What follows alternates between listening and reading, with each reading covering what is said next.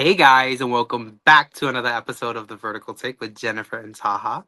This is episode 60, and we have the wonderful, the amazing, the talented, one of the OGs herself, Alexandria Watts. Hi. Yay! Thanks for coming on. Of course, I'm happy to be here finally. Right. It took 60 episodes to get her on. Yeah, I know. Yeah. Lucky number 60. Right. So, for those of you who may be discovering Alexandria Watts for the first time, who is Alexandria Watts? That's a great question. I'm still trying to figure that out myself. I'm from Pittsburgh. Hey, Yeah, West Coast, East Coast girly. yeah, my favorite city in the world. I started acting when I was like 8 years old. Okay. I went to college in New York. That's what's up. Yeah, I did a whole lot of theater. I even got roped into some musical theater. And I moved out to Los Angeles in 2022. Okay. And did my first vertical in, I believe, like March of 2023. Mm-hmm. Okay. And it's been a little nonstop ever since. Right. Yeah. I've been keeping you busy. Mm-hmm. On her toes. Mm-hmm. Yeah, I just wrapped my 37th on Thursday, I believe. Thursday, Friday. Okay, so Okay. you had the weekend to decompress. Let's go. Yeah, but I had to take my car in the shop. I had to catch up on everything that I hadn't done in months. The poor guy called me today and he was like, "Your oil was like tar." I said, "Sorry." Not tar. Well, hey, that's the perks of being situated with Noah Fernley. You can just grab the Mustang and take that, or Oh the my God, no. Ford. I think he would stop me in my tracks before I even looked like I was going to try to do it. Like I was going to try to drive it. I don't even think I would know how. I can barely open the door. Yeah, the things are tricky. It's hard. It's so old. I was like, I don't even know how to get in. What is it, 1966 or 67, something like that? I think, Or yeah, I think he 68. said 67 or 68. Yeah. Yeah, something like that, yeah. And yeah, so no, my little Kia needed service bad. So Yeah. That's fine. At least the Kia is older than the granny. I mean, yeah, that's for sure. When did you first realize acting was something you wanted to pursue seriously? Well, so I started taking acting classes when I was 8. And at first it was like just something fun that I like did with my friends, and it was like once a week. And I was really into figure skating. I was a figure skater my whole life. Mm-hmm. And around the time when I was like 14, my acting coach kind of had like a class with all of us where she was like, okay, so like you guys are in high school now, and like honestly, if you want to like go to college for this, like we have to start like getting you ready now. And if that's something that like you're really serious about, then we could talk about that. But if it's something that like you guys are just doing for fun, that's fine. But like we have to sort of figure out which one it is. And at that time, I used to be incredibly short. I was like 4'8". And the summer between 8th and 9th grade, when I was 14, I went from 4'8" to 5'6", and in like 3 months, and I completely lost the ability to skate. I just couldn't do it anymore because I had a whole new equilibrium basically. Right. And so those two things happening at once, I stopped skating or competing, and I was like, okay, well, if acting is something like my coach thinks I can do for real, and thinks like maybe I can do this forever, and I would like to. I didn't think that was an option. Mm-hmm. So I think it was like 14 that summer where I was like, oh, okay, I think I'm gonna like actually commit to this and like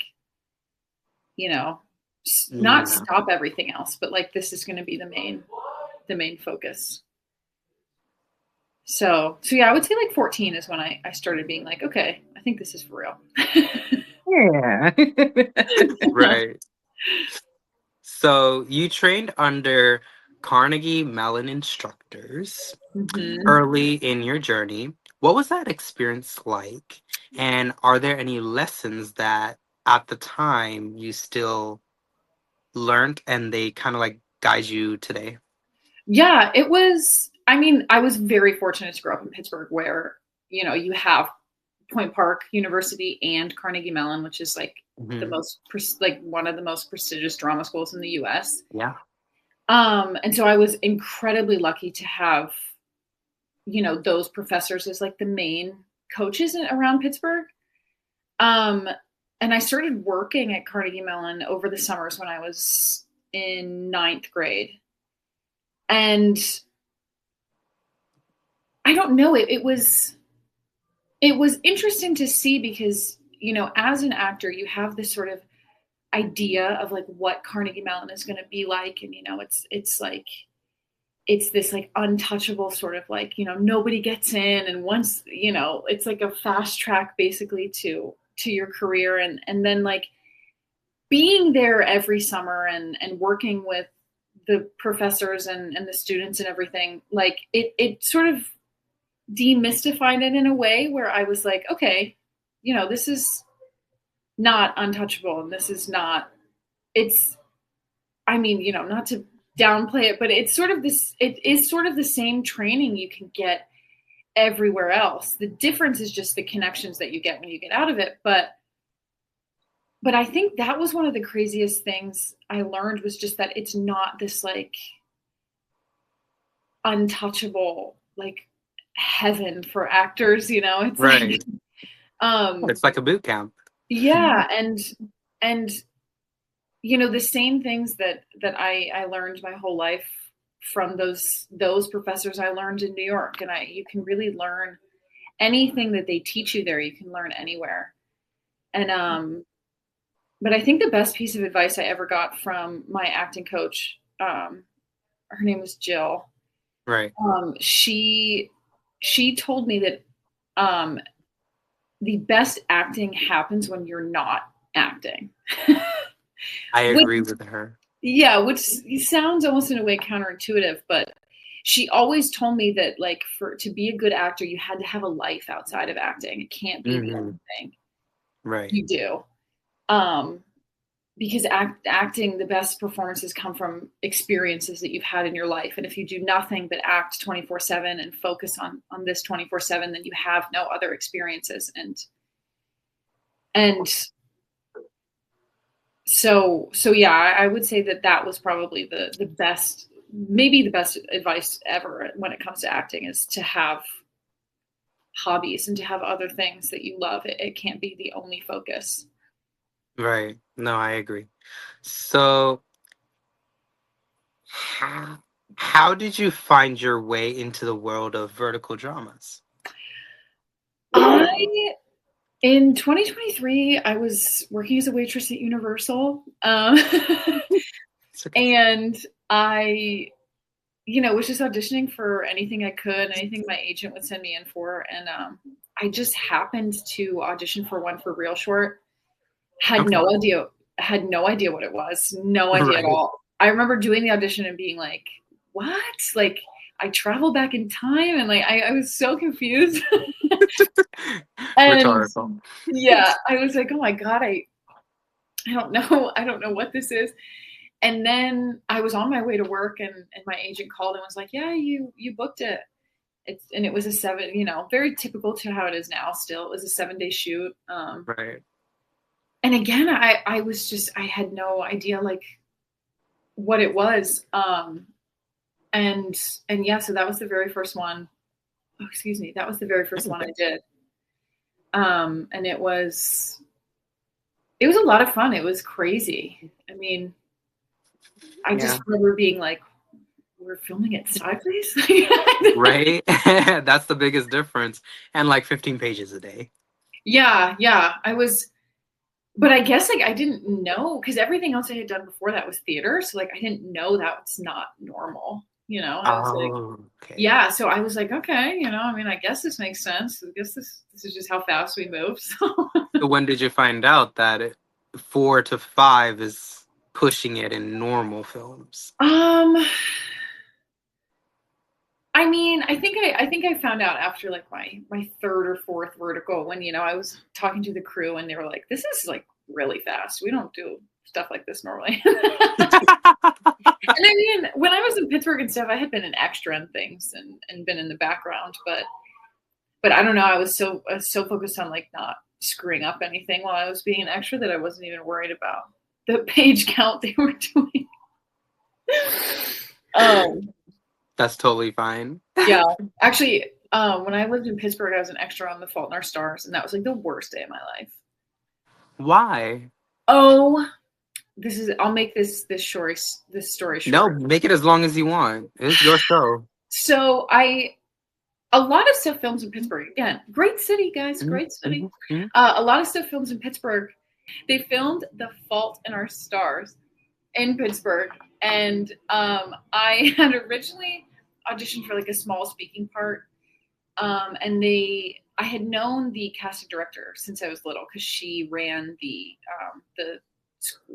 acting coaching thing I went to my whole life. And so she called and she was like, "Hey, we decided to go with somebody else, but if you want to be an extra, I can make that happen." And I grew up with a very, very lovely border collie named Shiloh. Oh. And she was like, "We're looking for a couple of featured extras to do. Do you guys know The Fault in Our Stars?" Okay, is that the one with oh my god, it's the one with Shailene Woodley and Ansel Elgort, where they both have cancer. Yeah, it's sad. Yes. So she was like, "There's 2 scenes at the park. There's their first date scene, and then there's a scene when they come back from Amsterdam, where he's like, 'Yeah, I'm gonna die,' basically." Yeah. And so she was like, "We're looking for featured extras with dogs," and everybody knew Shiloh was like, I mean, he never barked, he never whined, he was just the sweetest dog ever. But he had been heavily abused by his previous owner, and his back legs were like not super great. So she was like, "If you wanted to come, like, he'll probably be great. He doesn't bark, he won't make a lot of noise, whatever." So she was like, "I thought maybe you'd want to be one of the featured extras with the dog. And also you get paid more." I was like, right. Sure, let's do it. So I brought Shiloh with me. And of course, our action was to walk across the entire park and then up a hill. Okay. And after maybe the first 2 takes, Shiloh decided we weren't doing that anymore. Oh, no. Of course.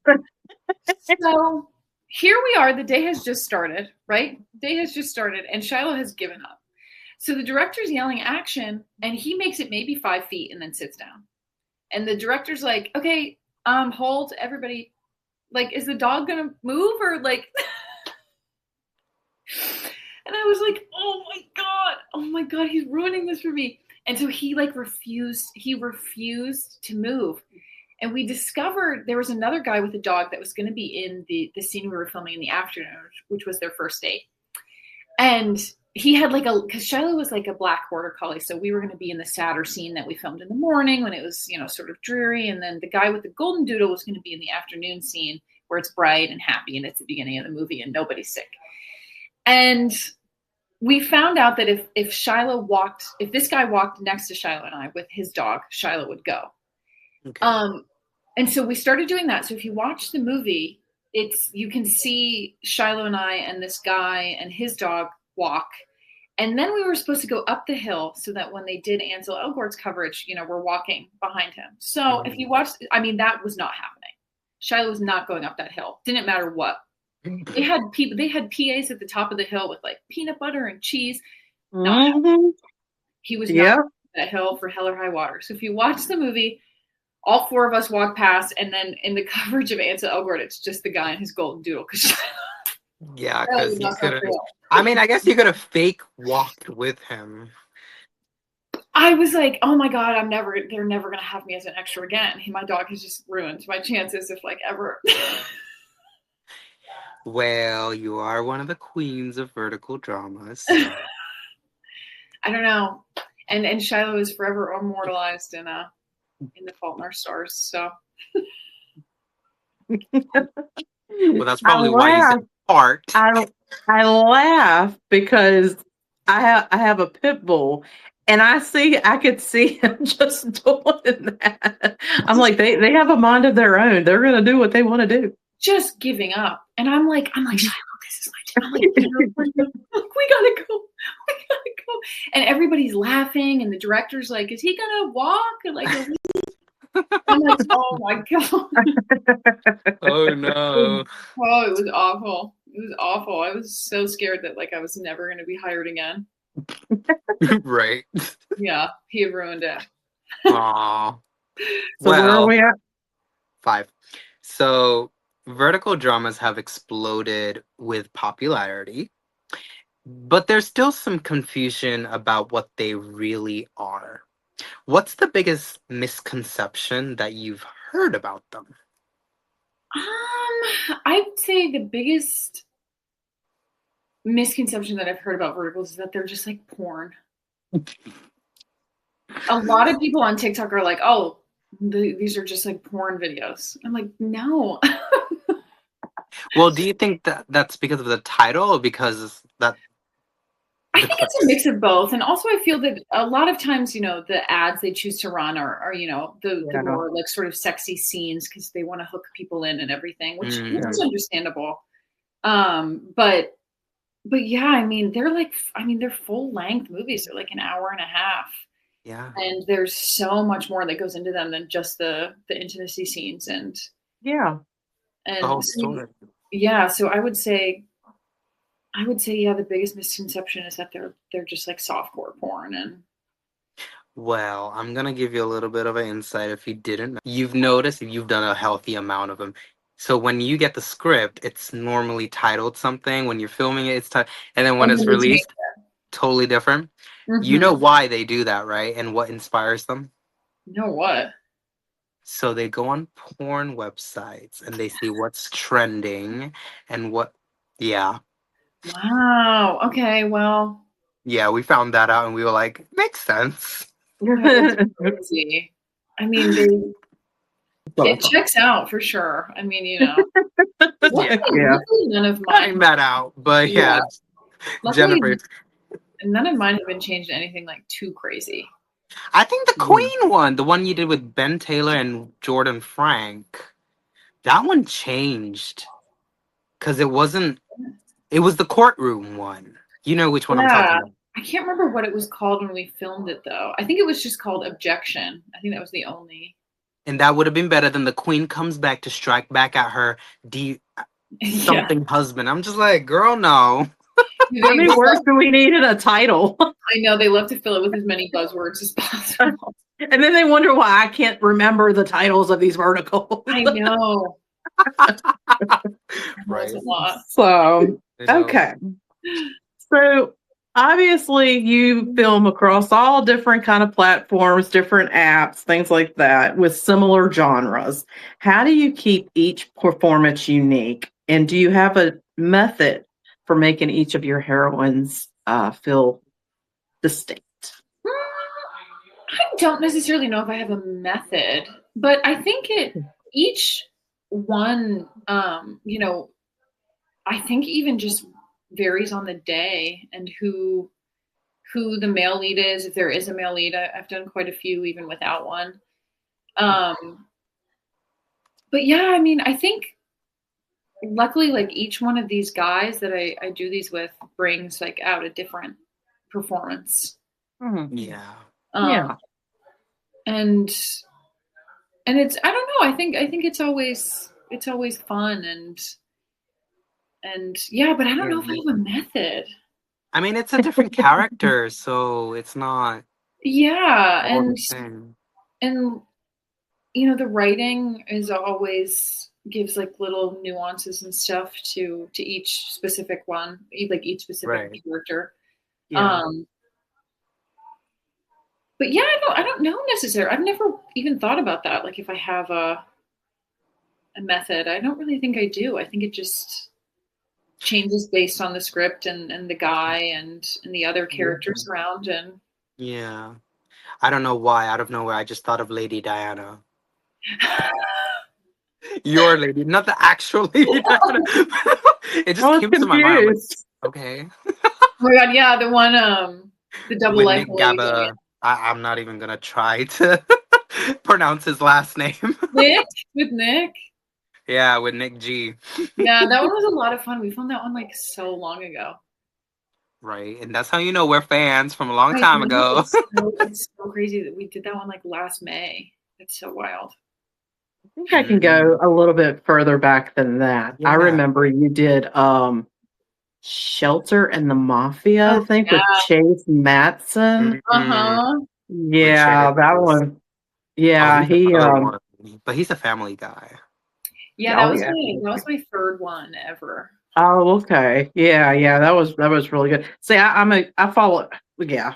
I'm not going to get into other actors. But She's been watching Vertical since they came out, and I kind of joined the party December of 2023. So, yeah. That's still pretty good. That's still Yeah, makes sense. So, looking back, which role would you say has defined you the most so far as Alexandria Watts, um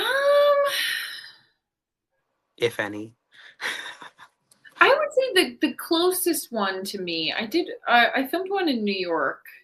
Right. And again, it was a totally different name than when we filmed it than what it is now. I think now it's called When Flowers Seek Revenge.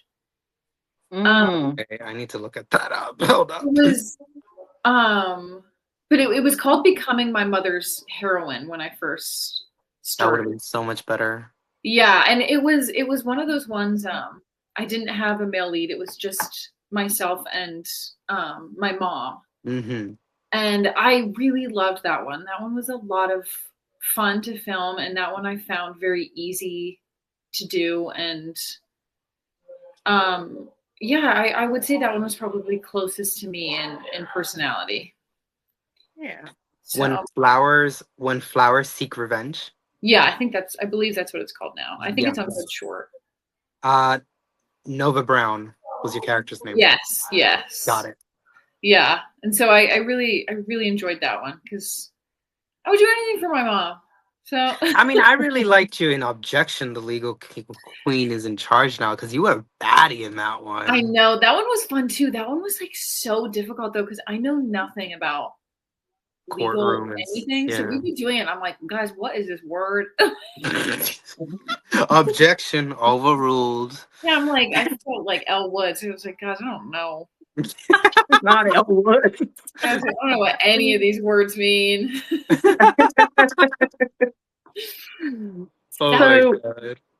So on the flip side, which role challenged you or pushed you further outside of your comfort zone?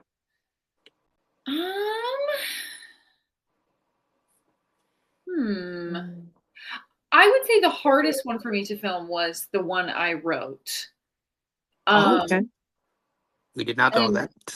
Yeah, I wrote Frozen Hearts and Fiery Love, which was about a hockey player and a figure skater. Okay. And that one for me was the I think the most difficult and challenging, simply because I had written it. Right. And I then sort of had to give it up, you know? Like I was playing the lead in it, yes, but it was no longer mine. You know? Like I had my own idea of, how I wanted things to go and everything, but I had to learn to, just get rid of all of that and let somebody else take the lead. And it turned out way better than I ever imagined. So okay, so that's good. Now it would have been worse if you're like, ugh, I had a vision, but it was worse than that. I remember filming it and like watching it and being like, this is way better than I like pictured in my head. Like I was picturing so much worse, and like this is so much better. Yeah, well, you did a good job with Jordan Wolfe in that. So Yeah, no, I loved Jordan. That was a lot of fun to do that one. The hardest thing about that one was we started every morning at 5 a.m. Oh no. Yeah. That was in Cali? Yeah. And also it was, oh my God, the ice rink was freezing. Freezing. Ooh, I can tell. Freezing. And Not they get fun. to be out there in their big hockey outfits, and I'm in my little Dress, like, my little skating outfit. Yeah. shaking. Now, correct me if I'm wrong, and if I'm wrong, we can cut this out. But were you a figure skater? Yes, I was. Yeah. Okay, so we can keep that in. Yeah. Yeah. I figure skated from like 4 to like 14 is when I like stopped competing. Okay. Yeah. Yeah. I forgot how cold it gets out there. Tell me about it. Especially when like, when you're out there practicing or doing your program or whatever, you get warm very fast. But if you're going on and off and just switching outfits and changing scenes and, oh my God, you don't warm up. No. Because whatever body warmth, retention you had in that clothes is being stripped off and something new is coming on. Yep. Oh my God, it was freezing. Did you have like hand warmers like in your armpits and We stuff? did, and I have all these like hilarious photos. They had like blankets, and I had like the blankets like wrapped up real tight around my chin and everything. It was so cool. Well, for what it's worth, the suffering did pay off because it was a very good vertical. Thank you.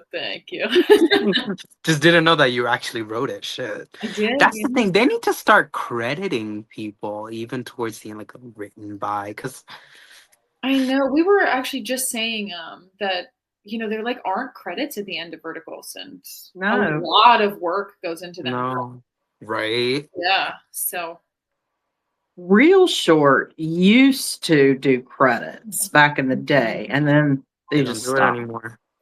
I wonder why. I don't know why. Well, Tides of Desire, it hasn't came out yet, but me and Jennifer had the chance to take an exclusive look at it.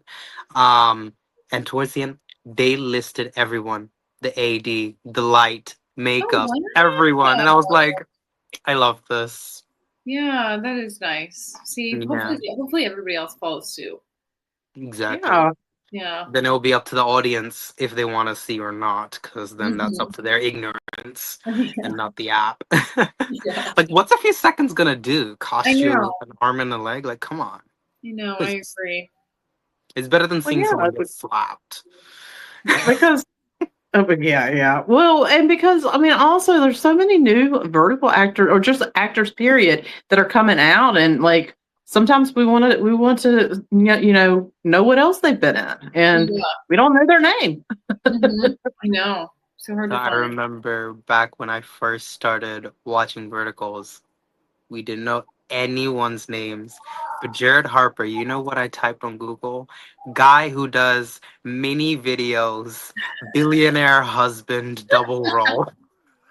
Did he come up? Yes, he did. See? He came up on Google Images. See? Oh my God, because The Double Life of My Billionaire Husband was my first vertical, and it had him, and oh my God, I don't know about you, Jennifer. How did you used to search up the people? Well, like I said, I mean, back in the day, I mean, Real Short, and I think it was on that vertical you just mentioned. They've got the credits at the end.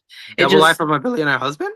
Yeah, because I back in the day, no credits on that one when I watched it. They took it out. Your attention span is like. No, I watched all the way to the end. No, a lot of times I would go and like when I would look for people, I would just number one, I would do kind of like what Taha would do, or I would go and I would try to play what is it? Oh gosh, what is it called? The Kevin Bacon thing where you would kind of pair people together, like, okay, he was in that with that person, and then that person was in that, and then I would go to their IMDb or I would go to their Instagram, and I'm like, okay, well, so, but yeah, now I don't have time for that. So well, now we know them before they even come on screen. Yeah, most of the time, yeah. I mean, but that was back before anybody really knew what verticals were. So yeah, but Yeah. So, Alexandria, many of your stories center on romance. From your perspective, what truly makes on-stream chemistry believable? Believable? Or like selling it to the audience? Yeah. I think it's, I don't know. Probably like, I mean, doing these verticals, like we all get really close really fast because True. we're with each other like every day, all day for like 7 to 10 days, and there's really like no choice, even if you hate the other person, to like to get along with them. There's like no Right. choice. It's like siblings. You like have to. You may not always like each other, but you love each other. Right. And I don't know. I do think that like what makes the chemistry in vertical so believable is like how close we all become so fast. Mhm. And how like good friends we all become. Yeah. And I think just from an actor standpoint, it also helps if like because I've done some where the intimacy scenes are like the first day, and that's always Literally. and that's always a little difficult because like if I don't really like know that person, or like we haven't really vibed or anything yet, it's a little more difficult than like maybe if it's the second to last day or the last day, we're like, okay, we know each other, we're cool with each other. Right. This is a little bit easier and better to do than right when it's at the beginning. Yeah. Yeah, it's So, like, hi, nice to meet you, but we're gonna like kiss each other right now. yeah. Yeah. Is your right side I better never, or the left side? Yeah. I never understood, like, why in the world would they start the first day with intimacy scenes? It's like you don't know each other. I know it's so. Sometimes it's location, like they only Yeah, have like sometimes it's I don't location, know. sometimes it's the availability of like the intimacy coordinator and stuff. Right. But yeah, I mean, most of mine, the intimacy and everything's been like towards the middle to the end, but there have been a few where it's like the first day and I'm like just meeting this person. I'm like, okay, what's up? Right. Oh my um god. so do you have a favorite romantic trope to play? um to play, I don't know, I read a lot of fan fiction. Okay. So Fan there's fiction. yes, there are definitely some tropes that I love that I haven't gotten to do yet. But my favorite one that I have done, I don't know. I like Okay, well what is your favorite in general? Okay, well, I love when What I read a story and there's one bed, right? Okay, okay. The one bed trope where they like go somewhere or something. Oh, I did actually get to do that. In Taste of You with Fabian. Okay. There's Okay. there's a scene where we go off on a work trip and we get to the hotel and there's only one bed. And Mm. we both, so we have to like sleep in the same bed together. And when I'm reading that, I'm like, yes. Now, I'm has that happened to you in real life? No, of course not. It's happened Oh to my God. me. Really? Oh Yes. my God, no, I'm so jealous. No. I'll tell you about it off camera. Okay. All right. Anyways, so out of all the love stories you've brought to life miraculously, which one do fans bring up the most? And what do you think makes it resonate with them? I don't know. I mean, I think obviously because like we live together, I get asked about the one with Noah all the time. Um, and I think why that one was so good in general was just because we became like instant best friends. That's Actually, forbidden affair with my actually, husband. yeah, Yeah. and actually that's not true now that I think about it. We were not instant best friends. Definitely. Well, we were doing our shoots it was all overnights. Right. And so like the first 2 nights we were both just like exhausted and like barely spoke to each other. And then all of a sudden it was like instant best friends. Yeah. And so I think that had something to do with it. Another one that everybody really loves is the Double Life of Lady Diana. That was a good one. Yeah, people really like that one. And I think what made that one different was like at the time the verticals were very like, you know, angry CEO, you know, enemies to lovers, billionaire, like, or woo, yeah, alphas, you know, or like very like, you know, I hate you, but I'm gonna marry you because I have to. And I felt like that one was like a rom-com. That one was funny. That was totally a rom-com. Yeah, that one was funny and fun, and like we were having even though he couldn't figure out that he was married. I know. Or who Lady Diana was. Oh my god, I know. And we were having like so much fun on that set with like Nick and Dorothy and Jess and Richmond. Like we were all just like every day we would go in and we would just laugh like the whole time. And I think that also helped a lot because I mean not just Nick and I, but like the whole cast. I felt like we all just had like really great chemistry with each other and it was just so fun. Yeah. So yeah, I would say probably Lady Diana is actually the one that gets brought up the most. Okay. Beyond acting, you're a writer.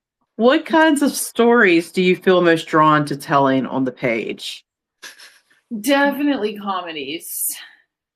Okay. I can't write anything without a little bit of funny in there. Yeah. Right. And I love comedies. I love very like drawn out like slow burns. Which the verticals don't always love. They don't like a slow burn. They love like a, you know, first episode. Right. I'm pregnant with my alphas, whatever. And, yeah. But yeah, I love like a slow burn, and very cute and funny. Which has been a bit of a sell. You know, they don't always love that. They want something very fast and right to the point and everything. Yeah. Very much so. Well, we know that you've written and that Vertical has come to life, but have you ever thought about stepping behind the camera, perhaps directing a Vertical drama by yourself one day, or even producing? I definitely find producing to be interesting. I don't know anything about it. Ask Eric, he'll tell you about it. Yeah. Yeah, I don't know anything about it. I don't know about directing. I don't necessarily know if I would be an amazing director. What about AD? AD, I think I'd be worse at, yeah. Worse? Yeah, because if there's one thing I can't do, it's keep track of time. Oh, yeah. And that's like the AD's whole job is to make sure that we're like staying in frame and in time, yeah. Yeah, and that's like I'm so bad at that. I would take forever, you know. You'd be like, yes. 30. Ah, God! Yeah. So, but yeah, I think producing would be fun. I also really enjoyed like when we filmed or when we were like doing Frozen Hearts and Fiery Love, they let me have a little bit of say with casting. And I did find that to be really interesting as well. So were you the one who made the final? Well, I was not the one who made the final call, but I got to pick like a top 3 for the male lead. Yeah. For the male lead, the second male lead and the second female lead, and then the coach character. So and then I made my roommate be in there too, my old roommate. Aww. I was about to say no, it wasn't in there. No, I forced my old roommate Jalen to be in it. Well, hey, maybe one day you can force Noah to be not the male lead for once and come in as a camera. Can you imagine? It'd be like, oh. Yeah, he'd be like, no. He wouldn't even say yes. He would not even come on set. No. No way. So, if you could go back and give your younger self one piece of advice about the industry, what would it be? I would say stop being so scared. Okay. Yeah. I think I spent like a lot of time, like especially through high school and my like college audition process and everything, being like so terrified of auditions and so terrified of thinking that, you know, I was going to go in and embarrass myself, or they were going to think I was going to suck or something. And Yeah. it took me in college being on like the other side of the table, you know, like watching other people audition to realize that like everybody that came in, I wanted to be the one. You know what I mean? Right. Yeah. Like I had this idea that like every audition I went into, they were just like waiting for me to suck. You know, they were like, oh, okay. But then when I was actually sitting on the other side, like that's not how it is at all. Everybody that walked in, I was like, oh my God, you know, like I can't wait. Like, is this going to be the one? Is this going to be the one? And so yeah, I would just tell myself to stop being so scared and have a little more fun and a little more like trust in myself. I remember being told, you know, like you just have to go in and be yourself. And I was like, but what if they hate me?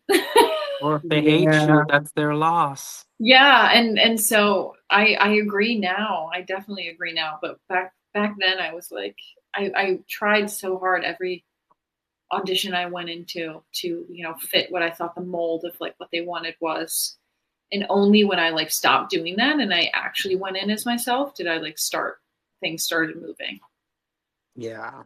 So yeah, I would just probably tell myself to stop being so scared of me and of everything. Just be yourself, folks. There we have it. FT Alexandria. Yeah, it's easier said than done, but I promise. True. Once you do it once, it's so much easier. Agreed. I know it always amazes me because like if I had the mindset that I have now when I was younger, like I would be unstoppable. Oh yeah. Invincible. Oh yeah. Like it's crazy. It's crazy to think of like all the but yeah. But at the same time, sometimes I look back and I think like, how did I manage to do all of that scared? Like right. Like Yeah. I auditioned for all those colleges and everything, and I somehow managed to do it when I was terrified. Yeah. Which is, I guess there's something to be said for that too, but I didn't need to be. Exactly. Yeah. So, Alexandria, rejection is something that every actor faces. Well, every human at one point in their life. But how do you, as Alexandria, process it and continue to move forward without losing momentum? I think there are two things. I think the first is to know that it's almost never personal. It's never like that they didn't like you or that they had some like personal vendetta against you. It could be anything. I mean, I've lost out. I'm pretty tall and I've lost out on countless roles because I tower over most guys. And that's just not something I can change. And I like being tall. And so, you know, I'm not going to fix that. I'm not going to shrink all of a sudden and suddenly be open to all these roles that I didn't have before. And then also it goes back to, I think, what I said earlier about having other things in my life. You know, I love acting and this is what I want to do forever. And this is the career I'm passionate about. But at the same time, I have other things going on. And if I lose out to a role that I really wanted, it's not the end of my life. No. You know? And because I think that was like a problem I saw with like a lot of my friends that I went to college with or that I grew up acting with, is they would lose out on one thing and this was the only thing that they cared about. This was their whole life. And that one loss was like devastating. And so to have other things around you that fulfill you in the same way that this does, I think that helps a lot too. is to not rely on this career as being, your only source of happiness. Yeah. Yeah. And sadly, exactly, it seems like you said, I mean, most actors, that's the way, I mean, that's how it is. And that's why, like, a lot of times, like, especially like, I know I'm getting out of like verticals, but especially like child stars, when they grow up and they're like, they no longer can get those roles that they used to. And it's like, all of a sudden, it's like the worst thing. And, they start spiraling and Yeah. things Well, like and that. I know when like I was in high school and college, there was this sort of, and still now I hear people still say this, where there's this idea that, like you have to be all in or nothing, like if you're not 100% focused on this all the time, it's not going to happen. And I don't believe that's true. I believe that things start to happen when you like start to let it go a little bit. And I know from personal experience that like the minute I'm like, you know what, forget about it. I'm just gonna do the audition and send it in. That's always when it happens, Yeah. But yeah, I think those two things are the best ways for me, at least, to deal with rejection, is to know that it's not about me personally. Right. And also that I have other things. If this falls through, I still have my life. Well, I mean, you have, like, not only are you an actress, but you've got the writing behind your belt. You've got, well, figure skating. Yeah, I still skate for fun. I mean, but yeah, I mean, so like, yeah, you always have something to. I used that word with somebody. I don't even remember who it was, but I used the word "fall back on," and they got so offended by me saying it. I'm like, what? I'm like, you might need something. I mean, not saying that you're not going to make it, but you never know in this industry. I know you have no idea. And it is. I mean, it's a very mature thing to have something to fall back on just in case. Yeah, exactly. Yeah. So the vertical drama, just verticals in general, is evolving very fast. Where do you see it heading in the next few years? Oh my gosh, I honestly have no idea. Yeah, I really have no idea. I know where I would like to see it heading in the next few years, but I have no idea. I mean, if you told me when I did my first one back in 2023 that this is what would be happening now, I literally would have been like, there's no way.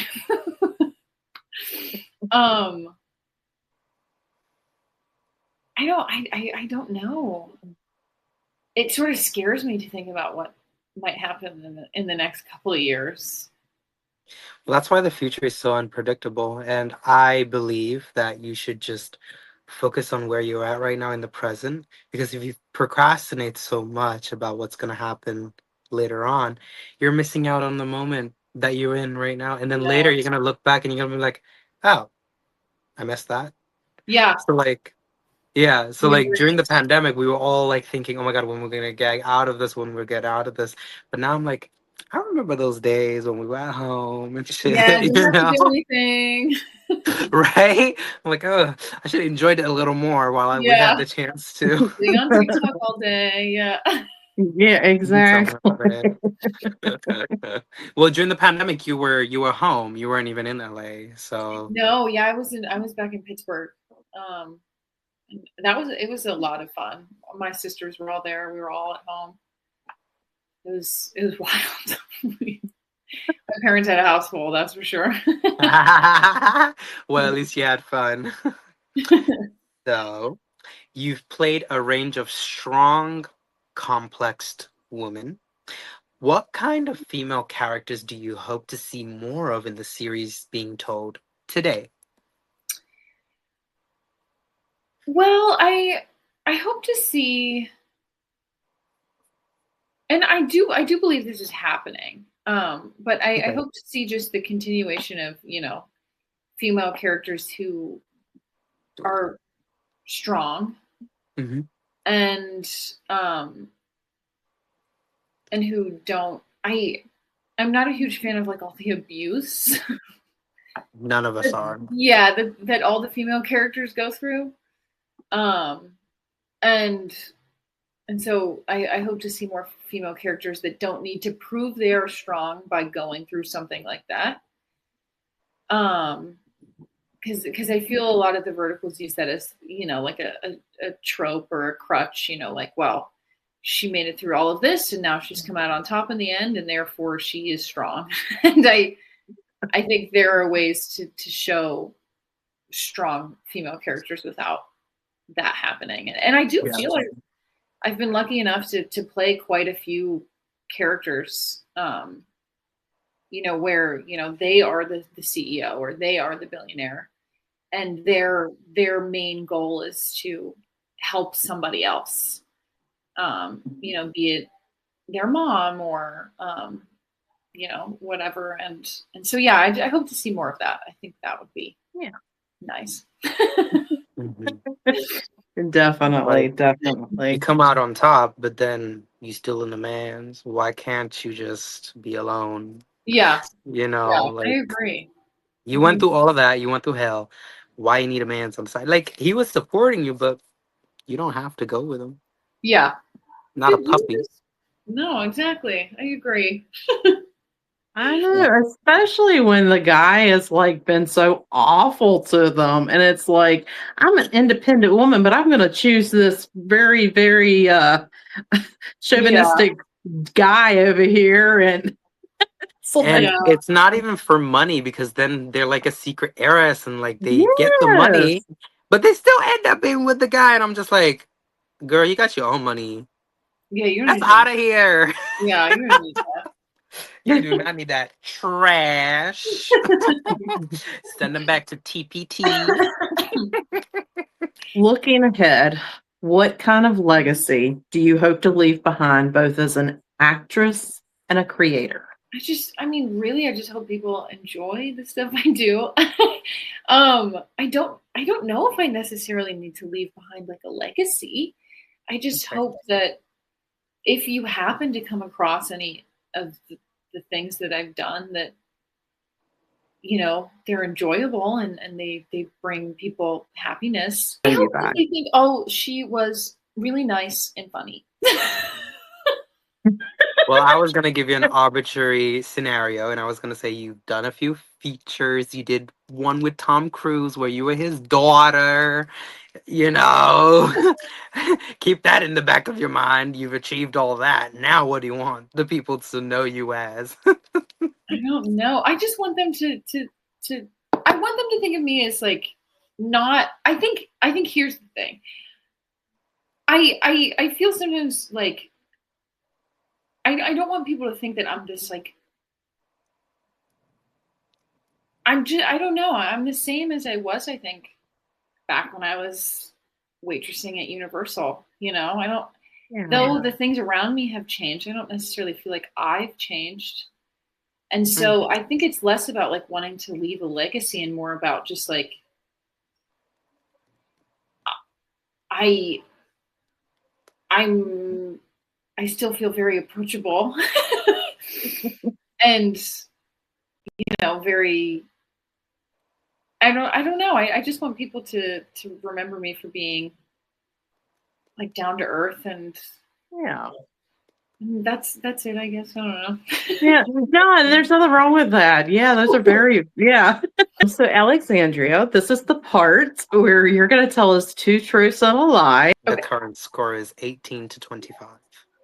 I have over 200 Sunny Angels.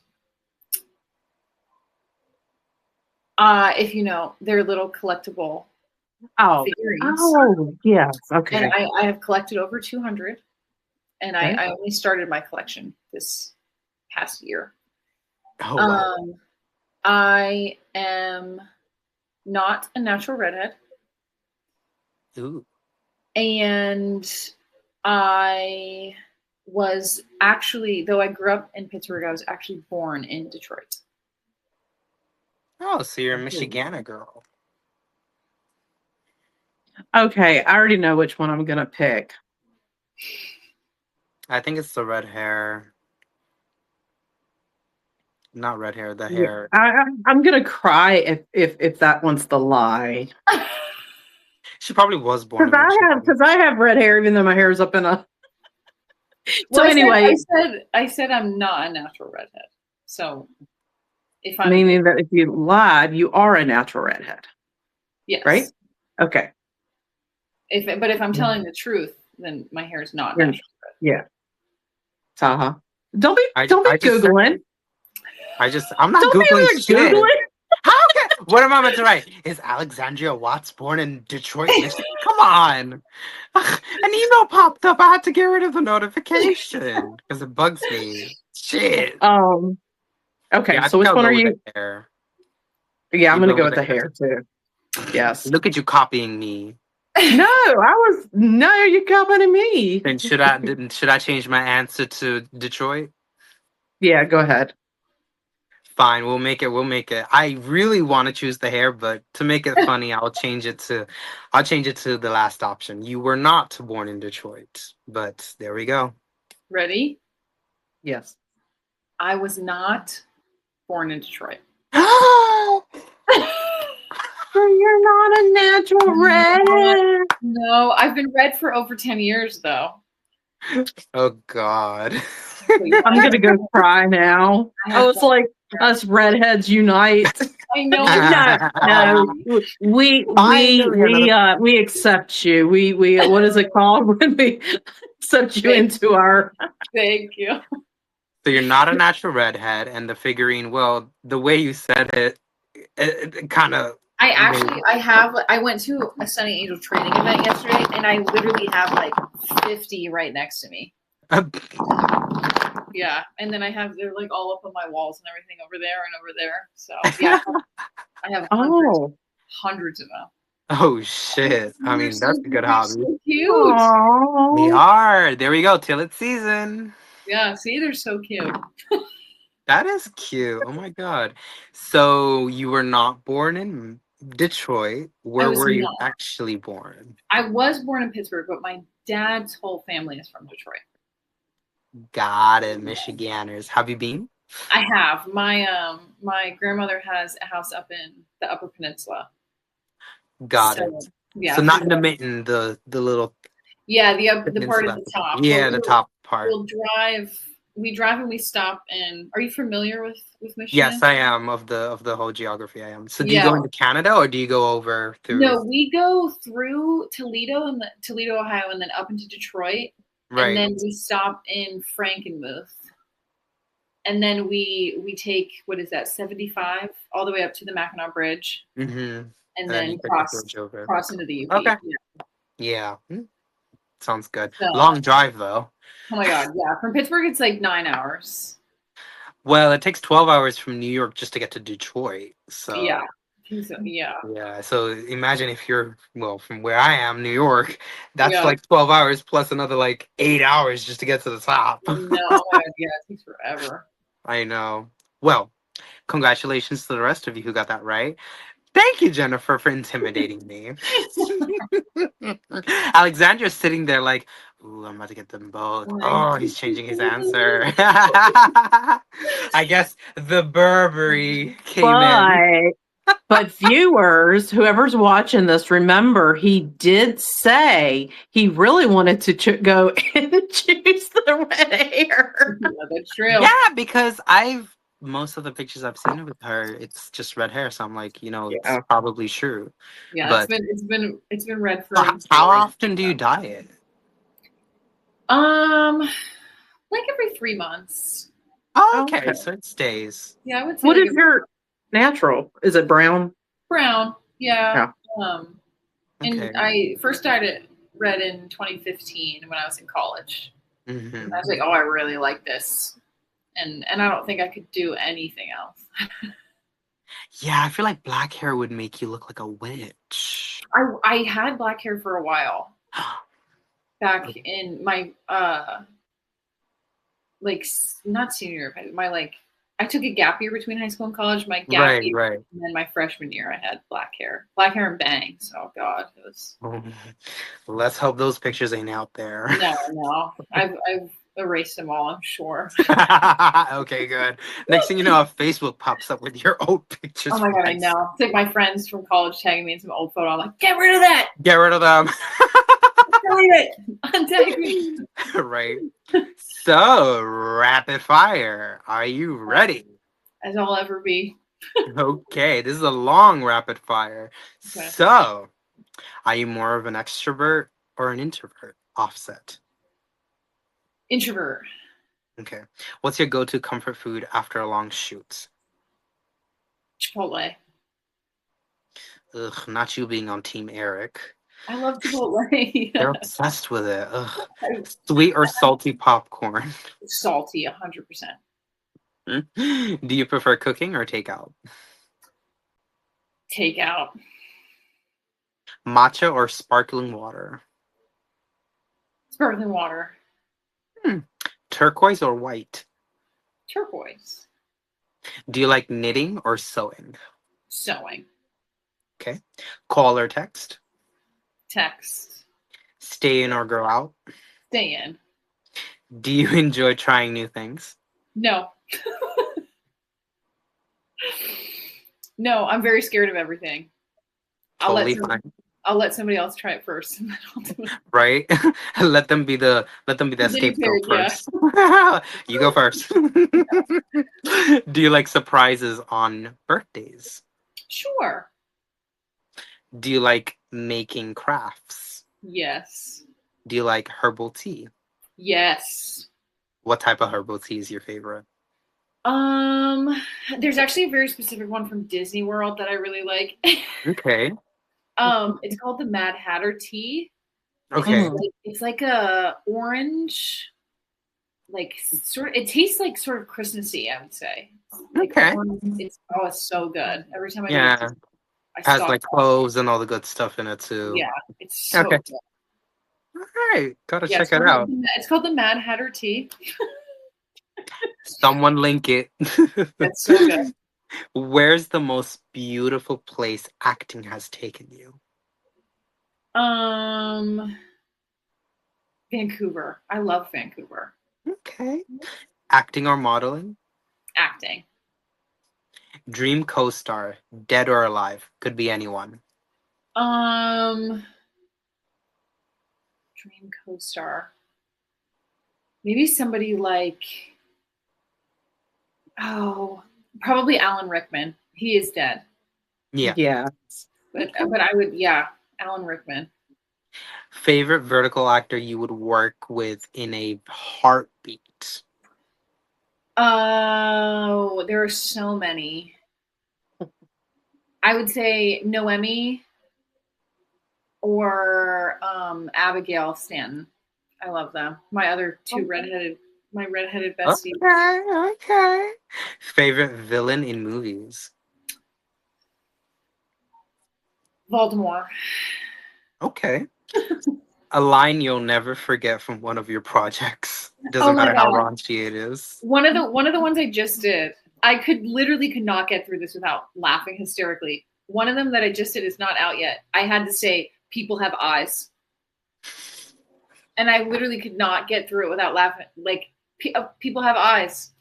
Literally, because some of these verticals, they be acting like no one be looking at anything. Like, and shit.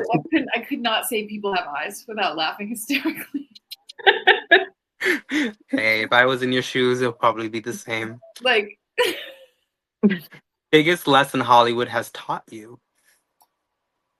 Be yourself. Right? Yeah. Put that on a t-shirt. Be yourself. Yeah. What's always in your bag? What's always in my bag? See, some sort of candy of some sort. Okay. Because I was trying to think of one specific one, but I have a bunch of different bags that all have a bunch of different types of candy. Interesting. There's I have mints in one, and then I have those Altoid retro sours in another bag. Just candy. I always have candy of some kind. Okay. Andy, what's your favorite TV show? Outlander. Guilty pleasure TV show? Guilty pleasure TV show. Can I say a movie? Yeah, Yeah. guilty pleasure movie. That's fine. I love the Descendants movies from Disney. Ah, That's fine. I That's watch fine. those like We all can the take time. it back. I That's watch those fine. like all the time. Yeah. Finish the sentence. At the end of the day, I'm happiest when. I'm taking a hot shower. Yeah, get all that ick off of you. Ugh. Yeah. Do you like action heroes? Yeah. If you could be a video game character, who would it be? Oh. Tomb Raider. I was just thinking that, seriously. Yes, right? I would say Tomb So, Raider, yeah. if you Yeah. could build a dream tree house, what's inside it? Oh my God. All these memories from when I was little and I was building a dream tree house are flooding back. There's got to be a big trunk like up the center, right? Mm-hmm. And lots of big windows and a place for me to sit with a nook and read my little book. I'd put a bed in it. Yeah. Yeah. One of those like one of those like swinging ones. Very like Yes, like a hammock? yes. Good Okay. Simon Says or Truth or Dare? Truth or dare? Hide and seek or tag? Hide and seek. Duck, duck, goose or tag? What are we? A kindergarten? Tag. Tag. Hey, I used to like Duck, Duck, Goose. I like Duck Duck Goose too, but I think I would pick Right. Tag over Duck Duck Goose. Better than Manhunt. Oh my god. Oh, I love Manhunt or Sharks and Minnows. Right? Prank a friend or surprise a friend? Surprise a friend. Do redheads have more fun? Absolutely. That was my question. I Yeah. know, and you wrong because she's not even a But as she's I've adopted. yeah, I've been all the hair colors and I have never had more fun than when I've read. Yes. There you go. Have you ever had a crush on a friend? We don't need names. I don't think so. I had a crush on a friend's brother. Okay. Does that Which is count? a good approach. Yeah, we'll take that. That is true. Yes. We'll take it. Have you ever sent someone a flirty message first?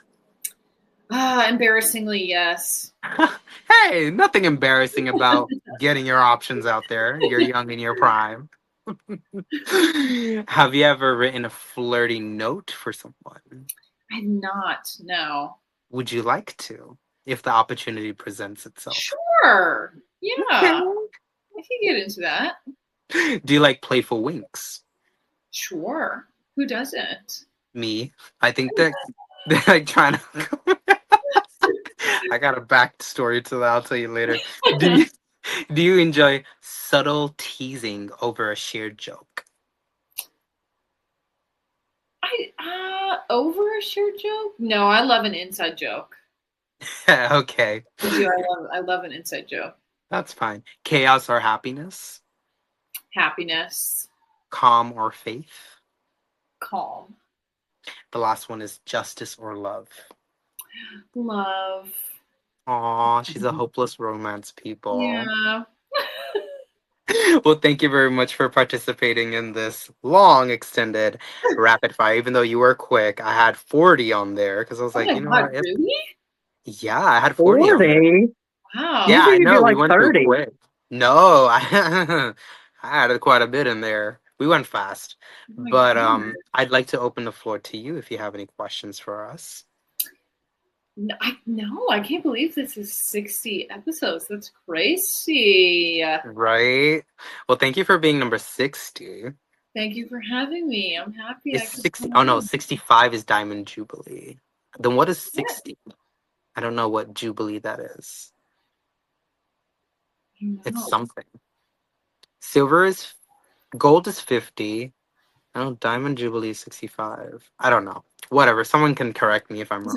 Is that for the Queen? The Queen has a jubilee. No, the Queen had a Jubilee, but it's just like anniversaries in general. It's like in years, but like I'm counting it per episode. Just being stupid. The Queen did though, but yeah. anyways, Right. I am going to link all of your socials and Actors Access and all of that good stuff in the description box below. And for the rest of you, thank you for watching this special 60th episode with the one and only Alexandria Watts. And we cannot wait to have her back on whenever the time is right. And until next time, peace.